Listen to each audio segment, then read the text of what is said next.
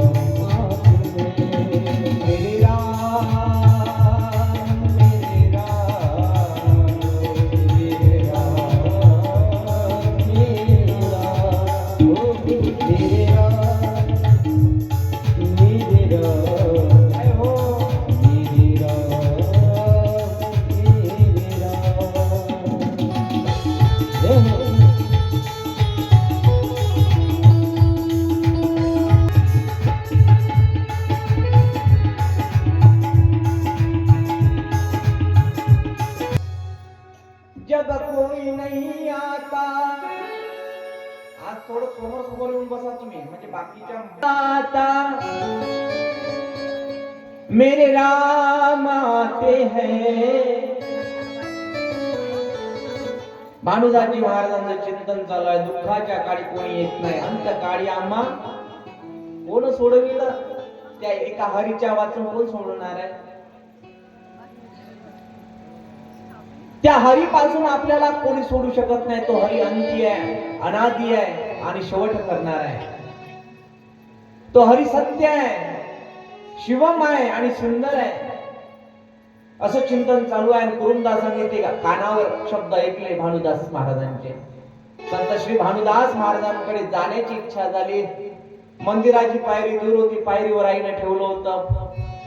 मंदिरामध्ये कीर्तन चालू होतं. तरीही भानुदास महाराजांच्या दर्शनाकरिता माझा कुरुमदास हात तुटलेला आहे आणि पायही तुटलेल्या अशा अवस्थेत पोटाच्या साप ज्याप्रमाणे चालतो ना त्याप्रमाणे लोटांगण घेत घेत घेत घेत भानुदासांच्या चरणाजवळ गेले. नमस्कार केला आणि भानुदास महाराज चिंतन सांगतात. पंढरपुराचं वैभव सांगतात. पंढरपुरामध्ये काय काय याचं चिंतन मांडतायत. पंढरपुरात पांडुरंग आहे. पहिला वारकरी माहिती आहे का तुम्हाला? पंढरपूरचा पहिला वारकरी शिव आहे. शिवानं पहिली वारी पंढरपूरची गेली. आई तुम्हाला माहित असेल तर. पंढरपूरला वारी करत असताना शिवजी एकटे गेले नाही. सोबत कोण कोण होतं? कार्तिकी होता,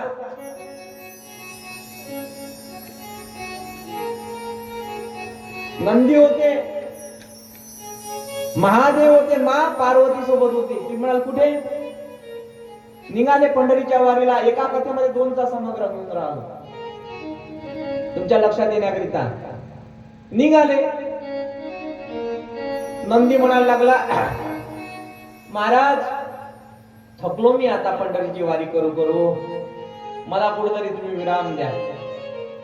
तांबडा हनुमान जे तांबडा, त्याला तांबडा मारुती म्हणतात. जे पंढरपूरला गेले असाल त्यांना माहिती आहे.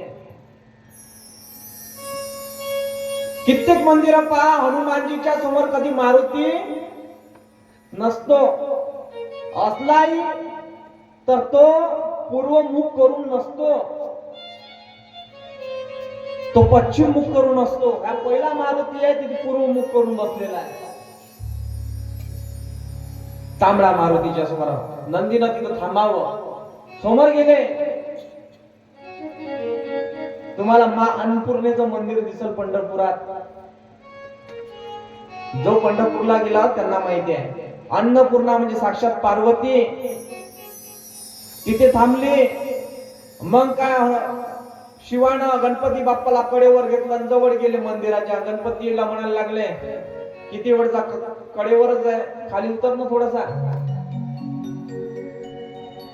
दमलो ना मी, थकलो ना, आता तू स्वतःच्या पायानं दर्शन घे.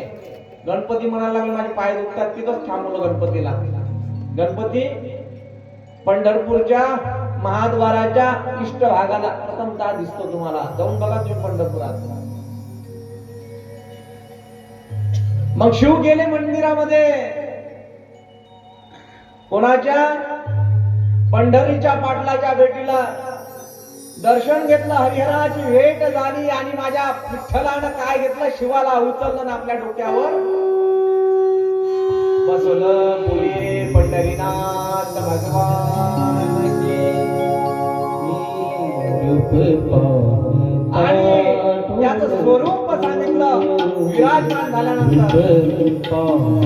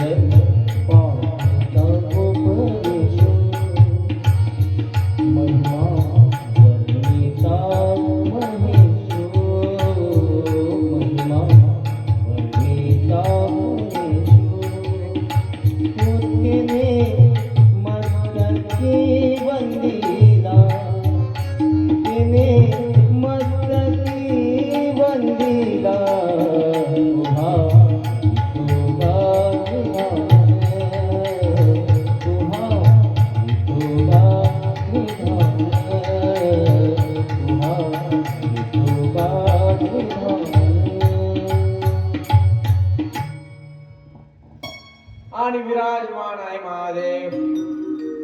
म्हणून तर नाथ बाबांनी प्रमाण दिलं. काय म्हणतात? त्रिशूलावरी काशीपुरी, चक्रावरी पंढरी, दोन्ही सारखी सारखे, दोन्ही सारखी सारखे. महाराज बोलले त्रिशूलावर कोण आहे? काशी आहे, चक्रावर पंढरी आहे, दोन्ही सारखे आहे, त्यामध्ये भेद करू नका बोलले महाराज. कुरुंदास हे श्रवण करत होता आणि श्रवण करत असताना त्याचं अंतःकरण त्या पंढरीच्या नावानं भरून येत होतं. म्हणायला लागला मला पंढरीला जायचं आहे महाराज. भानुदासजी महाराज म्हणतात तू असा कसा येशील रे बाबू पंढरीला? हात नाही, पाय नाही, कोण करेल तुझं? नाही बाबा मला यायचं आहे. आणि निघाले पंढरीला. भानुदास महाराजांची पालखी होती. बीडला पोहोचली, पण बीडला पोहोचण्याच्या आधी कुरुंदास तिथं हजर होते. लोटांगण घालत घालत घालत घालत कुरुंदास अंगामधून रक्ताच्या धारा लागायला लागल्या, पोटावर चढायला लागले, रक्तस्राव वाढायला लागला, हात फुटायला लागले. आणि जाग्यावर गेल्यानंतर लोकांना सांगत होते संत श्री भानुदासजी महाराजांची पालखी येणार आहे, त्या दिवसासाठी जेवाची व्यवस्था करा. नियोजनाची बाजू पुरेपूर सांभाळत होते. भानुदास महाराजांची भेट व्हावी आणि म्हणावं अरे कुरुंदासा आलास, धन्य तुझी भक्ती, धन्य तुझी काया. अरे रे बाबा. पुढे लहुडला आले आणि भानुदास महाराज म्हणायला लागले, भानुदासांना म्हणायला लागले महाराज आता माझ्याच्याने येणं होत नाही, वेदना सहन होऊन नाही राहिल्या, त्रास होतोय, अंग थरथरायला लागलं, चक्कर येते हो महाराज मला. जेवायला कोणी चारायला पण तयार नाही, अशा अवस्थेमध्ये भक्ती करणं किती कठीण आहे मायबाप. हाता पायामधून रक्त जात असतानाचे शब्द आहे. आपण इथे असून आपल्याला हात पाय असूनही पंढरीची वारी किंवा काशीची वारी आपण करू शकत नाही, वारी रोत धर्म आपण करू शकत नाही. किती शोकांतिक आहे मायबाप. महाराज म्हणतात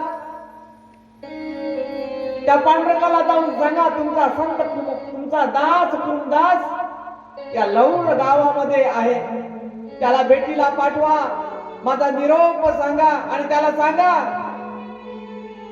एक निरोप द्या. भानुदास महाराजांना सांगतात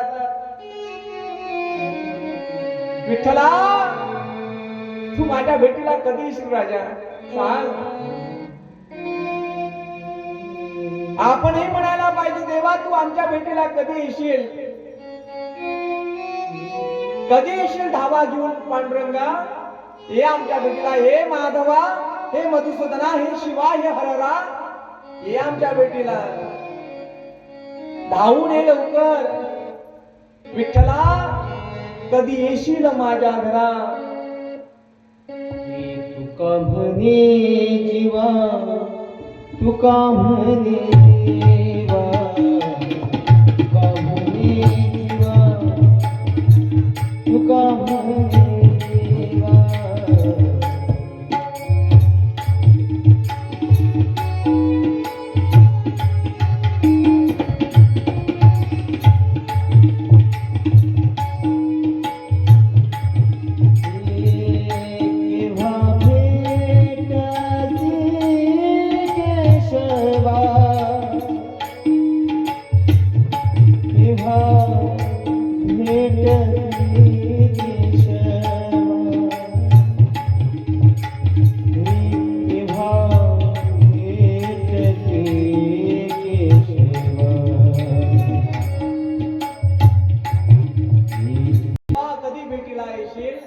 त्याला सांगा.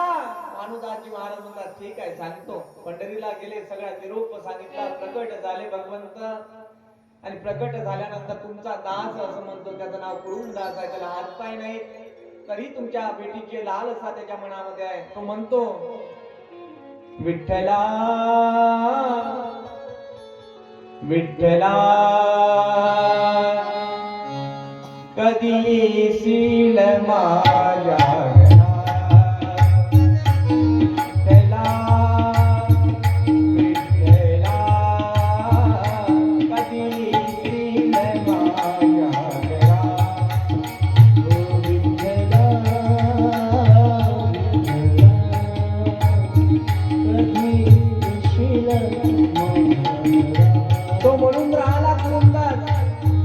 भेटीला कधी याल.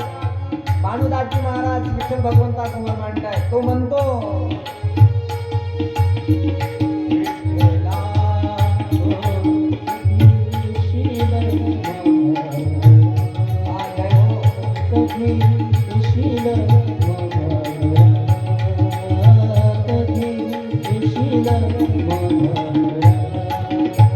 माझ्या घरी आहे भाने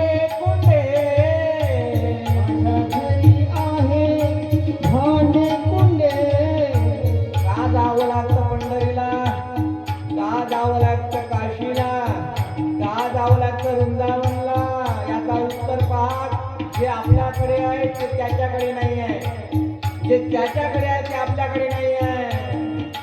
माझ्या घरी आहे भांडे कुंडे, माझ्या घरी आहे भांडे कुंडे, तुझ्या घरी आहे भगवे झेंडे, तुझ्या घरी आहे भगवे झेंडे. विठ्ठला विठ्ठला कधी येशील माझ्या घरा. विठ्ठला विठ्ठला कधी येशील माझ्या घरा.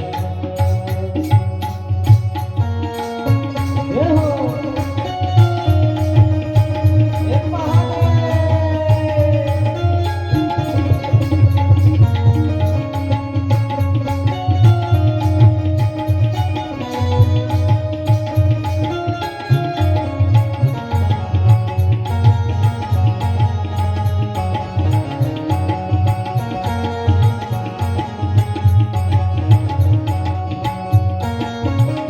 हो महादेवा हो.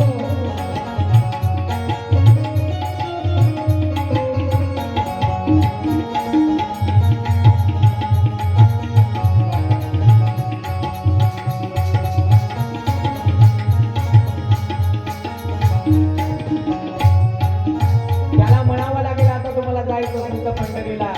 माझ्या घरी आहे एक जागा, माझ्या घरी आहे एक जागा. म्हणता येते का तुम्हाला महिलांनी? बोटानं दाखवा ना. घरी आहे. दाखवा बरं, बोट आहे का तुम्हाला? दाखवा ना. बोट दाखवावी, उंगली किसी इसमें करना नहीं चाहिए माय बाप. माझ्या घरी आहे एक जागा. माझ्या घरी आहे एक जागा. तुझ्या घरी आहे चंद्रभागा. तुझ्या घरी आहे चंद्रभागा. विठ्ठला विठ्ठला कधी येशील माझ्या घरात. विठ्ठला विठ्ठला कधी येशील माझ्या घरात. विठ्ठला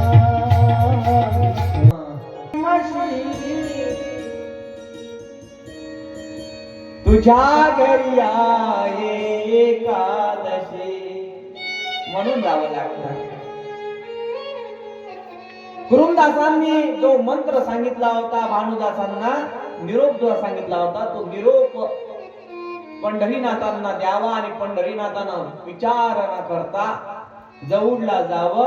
कुरुमदासाची वाडी आहे. पंढरीच्या वारीला जर पादयात्रेमध्ये गेला तर तुम्हाला ते गाव दिसून येतं. तिथं मुक्काम घेतल्याशिवाय पंढरपूरची यात्रा ही पूर्ण होऊ शकत नाही, असा माझा महादेव आहे. जो भक्तांचं मोठेपण वाढवतो. महादेव कधी कोणाला दुसऱ्याला उतरून बोलत नाही. दक्ष प्रजापती दक्षाला मोठं पद भेटलं, प्रजापती दक्ष नावाचं.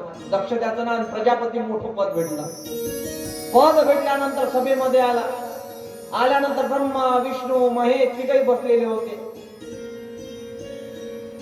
सर्व देवांनी नमस्कार केला दक्ष प्रजापतीला, प्रजापती दक्षाला. आणि केल्यानंतर या तिघांनी नमस्कार केला नाही. कोण? ब्रह्मा विष्णू आणि महेश. दक्षाला भाव निर्माण झाला, अहंकार जागृत झाला. मी कोण आहे? तर प्रजापती दक्ष आहे, मी देवाचा राजा आहे. हा, इंद्रापेक्षाही त्याचं स्थान मोठं आहे असा प्रजापती दक्ष. त्याचा आयु मर्यादाही वाढलेली आहे, त्याचं कार्यही वाढलेला आहे. जो सल्ला न देता उपदेश करतो, सूचना करतो असा प्रजापती दक्ष, असं पद त्याच्याकडे पारित करण्यात आलं. ब्रह्मा विष्णू आणि महेशानं उभं राहिलं नाही. ब्रह्माकडे जातात, मनात विचार येतो, हे माझे वडीलच आहे ना, त्यांनी नमस्कार केला काय? नाही केला. ठीक आहे, वाईट वाटलं नाही, मी त्यांचा पुत्र आहे ना, ब्रह्मदेवाचा. पाहलं इकडे दुसरीकडे विष्णू भगवंत आहे. विष्णू भगवंत म्हणजे आजोबा. मोठ्या लोकांनी मला नमस्कार केला, काही नाही केला, काय फरक पडतो? पण लगेच महादेवाकडे पाहिल्यानंतर क्रोध निर्माण होतो, मनात वैरत्व निर्माण होते, ईर्ष्या निर्माण व्हायला लागले. मी याचा कोण? सासरा. सासरा हा जवापेक्षा मोठा असतो म्हणून यानं मला नमस्कार करायला पाहिजे होता, पण केला. मनात किंतु परंतु राहिला, मनात भाव निर्माण राहिला. माणसानं जीवनात सगळं काही करावं पण धोका कोणाला देऊ नये. लहकीवर काय सांगते? धोखा न देना किसी को तुम भी धोखा खाओगे. आहा वाह, जय हो प्रभु जी. जब दूसरों को दुख दिया तुम भी दुखी हो जाओगे. सबके प्रति आदर रखो तब तुम भी आदरणीय हो. लड़की वर्ग धोखा न देना किसी को तुम भी धोखा खाओगे. किती हुशार मानत असाल, सावधान. माणसाचा आरसा खरा बोलत असतो. तुम्ही किती पाण्यात आहात, तुमचं मन स्वतःशी बोलत असते. तुम्ही कसं वागता, कसं बोलता, काय बोलता. किती काही लोक लपवत असतील, सौंदर्याच्या पलीकडे जाऊन आधार घेऊन प्रत्येक स्त्रीला माहित आहे मी किती पाण्यात आहे म्हणून स्वतःचा आरसा स्वतःच पाहावा. धोखा न देना किसी को धोका म्हणजे फसवणूक करणे. मनात काहीतरी ईर्ष्या ठेवून एखाद्यावर तुम्ही बिमार पडल्या तुम्ही पडणार नाही महादेवाच्या कृपेनं. ओ बायांनो, अजिबात बिमार पडणार नाही. भले तुम्हाला एखादी बिमारी होऊ शकते. काय रात्रीला कापून थोडस त्या वाटीमध्ये मीठ टाकून त्या मुळ्याच्या पिसला ठेवलं त्याच्यामध्ये, तर ते अमृताचं काम करते. नुसतं मुळा खाल्ला तर तुमचे सांधे दुखतात, वाताची बिमारी निर्माण होऊ शकते. पण मिठानं मुरलेला मुळा खाल्ला तर ते अमृताचं काम करते, अजिबात सांधा दुखणार नाही. ज्याचे सांधे वगैरे दुखत असतील त्याला मी एक आयुर्वेदामधली एक गोष्ट सांगतो. आपला विषय मुद्दा लक्षात ठेवा. धोका न देना किसी को, तुम भी धोखा खाओगे. जब दूसरों को सुख दिया तुम भी सुखी हो जाओगे. सबके प्रति आदर रखो, तुम भी आदरणीय हो.